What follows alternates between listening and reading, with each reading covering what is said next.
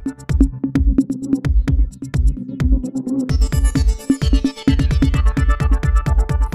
हूं आपके साथ अनम और आप देख रहे हैं STS टाइम्स की रिपोर्ट। आइए दिखाते हैं इस वक्त की ताजा खबर। भिवंडी भूषण स्वर्गीय रंगराव विठोबा पवार की जयंती मनाई गई। बता दें कि हर वर्ष की तरह इस वर्ष भी भिवंडी भूषण के नाम से जाने वाले स्वर्गीय रंगराव विठोबा पवार के सुपुत्र साईनाथ भाऊ पवार और उनके परिवार वालों की तरफ से जयंती मनाई गई, जिसके उपलक्ष्य पर चंदन बाग स्थित राजराजेश्वरी मंदिर के प्रांगण में परिसर की जनता हेतु मुफ्त में आरोग्य शिविर, आंखों की जांच, आभा कार्ड, आयुष्मान भारत कार्ड का कैंप लगाकर जनता को लाभ दिया गया। तो वहीं पर मुख्यतः इस कार्यक्रम के दौरान परिसर के वरिष्ठ नागरिकों का सम्मान कर उन्हें उपहार दिया गया। साथ ही परिसर की महिला बचत गट को सिलाई मशीन भेंट स्वरूप दी गई। इस अवसर पर मुख्यतः पूर्व नगर सेवक नीलेश चौधरी, पूर्व विधायक रुपेश महात्रे, सुमित पाटिल, रवि गुज्जा, कुमार फड़तरे, परवीन पाटिल, तो वहीं पर सपना साईनाथ पवार, सत्वशीला जाधव और साथ ही RV पवार स्कूल के सभी शिक्षक गण उपस्थित थे। देखते रहिए STS टाइम्स की रिपोर्ट। बरोबर आता माझ्या आधी वक्त्यांनी सर्व उल्लेख केला, तर सर्वप्रथम तर मी माझं भाग्य समजतो। मी झालो, आमचा दीपक झाला, आमचा विराज झाला की आमचे वडील भिवंडी भूषण रंगराव विठोबा पवार यांच्या पोटी आम्हाला जन्म मिळाला, हे आमचं अहोभाग्य आहे। आणि खरोखर आताच निलेशने सांगितलं की आम्ही त्यांचे जे संस्कार घेऊन आम्ही पुढे चालतो आहोत। आज धार्मिक जर वारसा लाभलेला आहे आम्हाला, तर तो त्यांच्याकडनं लाभला आहे। कारण भिवंडीच्या 70च्या दशकामधलं जर कधी पहिलं मंदिर भिवंडीकरांना तिथे हवं होतं, तर ते शांतीनगरमध्ये हनुमानजीचं मंदिर त्यांनी तिथून सुरुवात केली। तसेच त्याच्यानंतर त्यांनी असंख्य असे मंदिर, ना केवळ भिवंडी तर आपल्या जिल्हा देशभरात कुठल्या वेगवेगळ्या गुजरात असो, MP असो, कुठे कुठे UP असो, कुठे कुठे असे मंदिरं जीर्णोद्धार होत होते, तर त्यांनी त्याच्यात समभाग घेतला। तसेच ते विशेष त्यांचं लक्ष आमचे रामेश्वर मंदिर कुमार काका याच्यावर देखील त्यांचं विशेष लक्ष होतं। आबासाहेब फडतरे होते, सर्वांचं असं विशेष लक्ष। आपलं पुराणिक एक 400-500 वर्ष जुनं मंदिर ते आहे, त्याच्यावर एक लक्ष त्यांचं होतं। आणि समाजसेवाचा जो काही वारसा आहे तो आम्ही त्यांच्याकडनंच घेतला।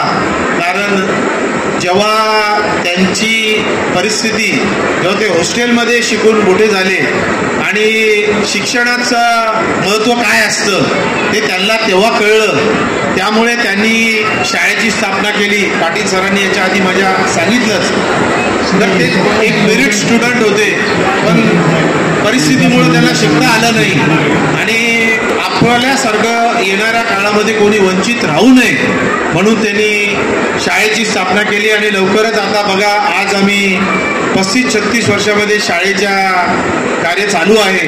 हे येणाऱ्या काळामध्ये आता शाळेचं बांधकाम देखील आम्ही करतो आहोत। कारण त्यांनी जे आम्हाला संस्कार लावले, वारसा दिलेला आहे, तर ते शाळेचं पुनर्निर्माण आता या दिवाळीनंतर आम्ही करणार आहोत। कारण भिवंडी महापालिकेची परवानगी आम्हाला आलेली आहे आणि ती परवानगी आलेली आहे आणि आता दिवाळीच्या नंतर त्याचा शुभारंभ कामाला आम्ही करू। कारण गणेश उत्सव असल्यामुळे थोडा वेळ लागला त्याला, तर तोही देखील आम्ही कार्य करू।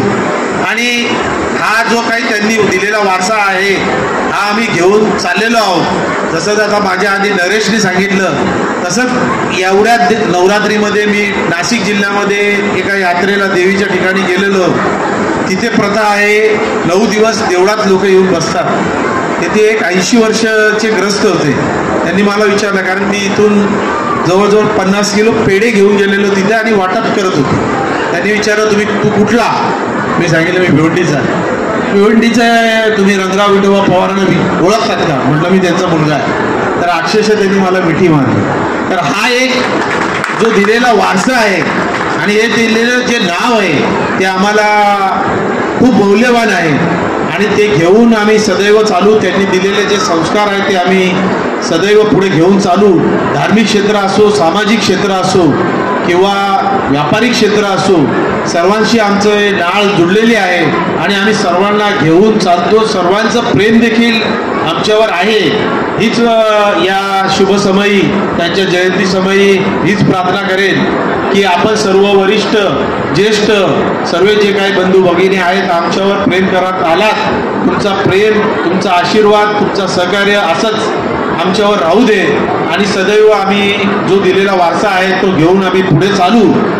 एवढं मी बोलतो आणि आता पुढचा कार्यक्रम उशीर होत आहे. तर जे काही मला असं वाटतं काही बचत गटासाठी मशीन वाटप आहे, ज्येष्ठ नागरिकांसाठी वाटप आहे आणि काकासाहेबांना जे प्रेरित होतं की काहीतरी समाजोपयोगी कार्यक्रम झाले पाहिजे आणि मानवांना त्याची काहीतरी उपयोग झाला पाहिजे.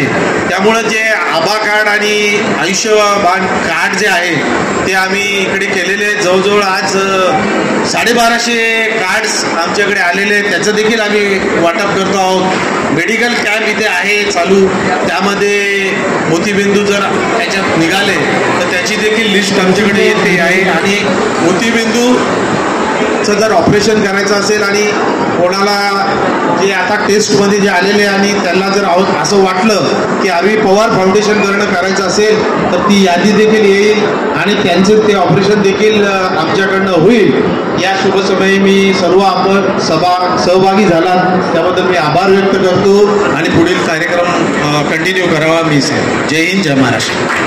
चल रहा है भिवंडी भूषण रंगराव विठोबा पवार की जयंती आज यहाँ पे संपन्न हो रही है.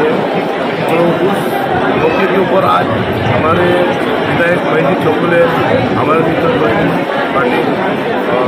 विकास पाटिल है, पाटिल आपके जादव है और हमारे बड़े भाई साइना जी पवार, विराज पवार, अन्य गुरुजन सब लोग यहाँ पर आए और जो आयुष्मान कार्ड है वो आयुष्मान कार्ड का वितरण यहाँ से रखा, सिलाई मशीन का वाटप दिया, ऐसे अन्य कार्यक्रम उन्होंने रखे हैं.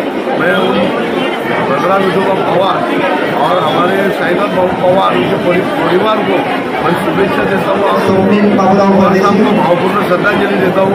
ऐसा ही कार्य उनके माध्यम से चलता रहे. देखा जाए कि मुख्यतः वरिष्ठ नागरिकों का भी सम्मान किया गया है, इस बारे में क्या कहेंगे? सभी गुरुजन थे, वरिष्ठ नागरिक थे, अलग अलग प्रकार का अभी कैंप भी रखा है, अलग अलग कार्यक्रम इनके माध्यम से हुए हैं. मैं उनको रंगराव विठोबा पवार साहब को फिर से एक बार भावपूर्ण श्रद्धांजलि. उनके कार्य इतने अच्छे थे कि उनका नाम जो है आज है अमर है, क्योंकि भिवंडी वासियों के लिए, सभी धर्मों के लिए उन्होंने कभी भी हाथ ऐसा नीचादानी नहीं लिया, दोनों हाथों से दिया. इसीलिए हर मंच में हर जगह उनको सेठ बोला जाता है. सेठ की बड़ी बाजा जो है वहाँ से शुरू होती है, क्योंकि देने का जो है उन्हीं के हाथ में और वो दिल खुलास देते थे. वैसे ही उनके कदमों पे आयना भाव है, विराज है, ये उन्हीं के कार्यों को आगे लेते जा रहे हैं. आज जितने भी सिलाई मशीन वाटप है, जो गरजू लोग जो समाज में देना चाहिए वो दे रहे और वो ऐसे ही प्रोग्राम करते रहे. इतना ही बोलता हूँ. जय हिंद, जय महाराष्ट्र. 4 ऑक्टोबर आमचे बाबा स्वर्गीय पवार शेठ त्यांचं आज जयंती आहे आणि जयंतीनिमित्त त्यांनी आम्हाला हे शिकवलेलं की मानव सेवा हीच ईश्वर सेवा आहे. तर म्हणजे माणसात जो आहे आपण त्यांच्यात देव बघितला पाहिजे आणि त्यांचीच सेवा केली पाहिजे. तर म्हणूनच इथे आपले 20-22 महिला बचत गट असतील, आपण इथे शिलाई मशीन उपलब्ध केलेले आहे, जेणेकरून त्यांना व्यावसायिक दृष्टीने एक हातभार आपण लावू शकतो, एक मदत म्हणून काहीतरी करू शकतो, फूल नाही फुलाची पाकळी म्हणून मदत करू शकतो. आणि तसंच इथे आपल्याकडे आय चेकअप देखील आहे आणि मेडिकल कॅम्प देखील आहे. वेरियस कार्यक्रम आपण ठेवलेले तिथे आणि सगळ्यांनी इथे आपल्याला महिला बचत गट असो किंवा अजून इतर आपले जे लोक असतील त्यांनी पैसे तर कमवले माणसं जास्त कमवले, म्हणून आज इथे जे आपण कॅमेरा फिरवतात तर इथे गर्दी जी इथे आहे, गर्दी खूप मोठ्या प्रमाणात आहे. त्यामुळे आजचा जो कार्यक्रम आहे त्यांना एक अभिवादन म्हणून आणि त्यांच्या कार्याला सलाम म्हणून आम्ही इथे हा कार्यक्रम इथे घेतलेला आहे आणि त्यांना अभिवादन वाहतो.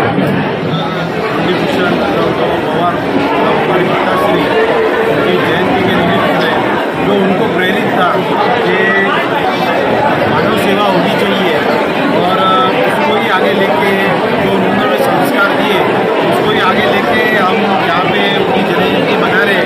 और इस जयंती के अवसर पर मेडिकल कैंप है, आए कैंप है और ECG क्या चेकिंग है, हार्ट चेकिंग है.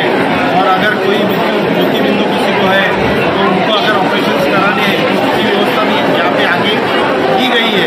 वैसे ही यहाँ पे अभी बचत गट से उनको हमने सिलाई मशीन का यहाँ पे भेंट दी है कि जो भी करके उनको ये समाज उपयोगी उनको काम में आए और उनके जो रोज के जीवन में उसका उपयोग हो सके.